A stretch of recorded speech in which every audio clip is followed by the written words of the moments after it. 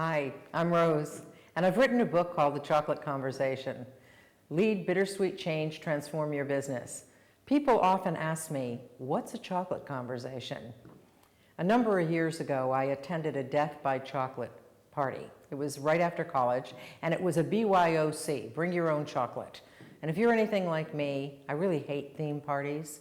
But this one appealed. One, because I love chocolate, and two, I thought, well, at least I don't have to stand there with a drink in my hand, not knowing who to talk to and what to say. We would have so much in common. When I got there, I realized I did have a lot of fun, but we had very little in common.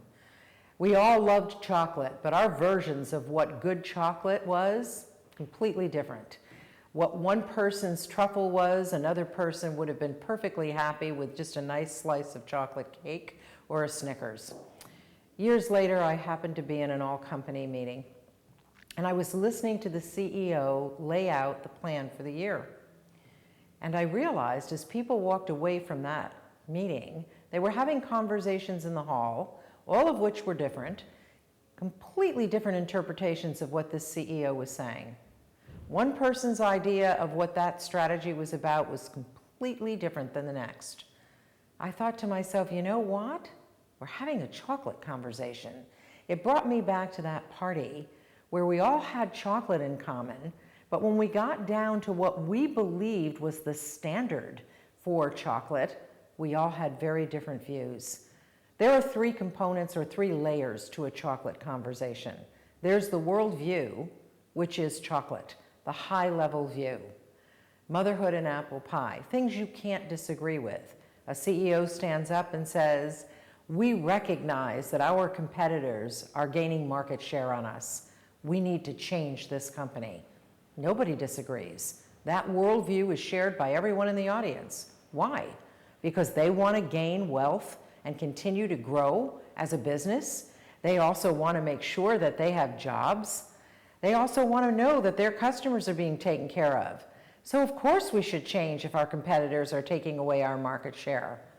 But then when we start to lay out how all that's going to play out, that's when we start to see the conflict.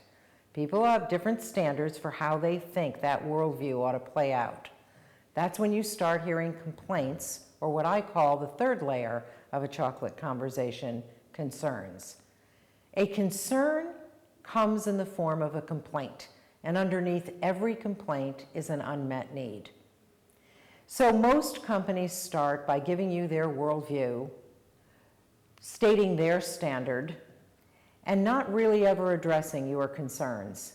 And the conversation in the hallway is always around the concerns and the complaints. So how do we deal with this? I believe you take a bottoms-up approach. You start by addressing the concern. Why are we as a company changing? And that worldview that we want to create evolves from addressing the concern. Let me give you a live example. Apple saw that people needed smaller devices with which to collect their email and yet to be able to see largely and to be able to work. Whoever thought we needed an iPad? But he anticipated a customer need. He met that unmet need. He set a new standard for the entire industry. And lastly, reshaped everyone's worldview. So to have a successful conversation that reduces the chocolate conversation from three layers that are going from worldview through concern, where you're constantly defending your worldview and constantly triggering people with different standards, because the complaint and the conflict come when people have conflicted standards, is you start from the bottoms up.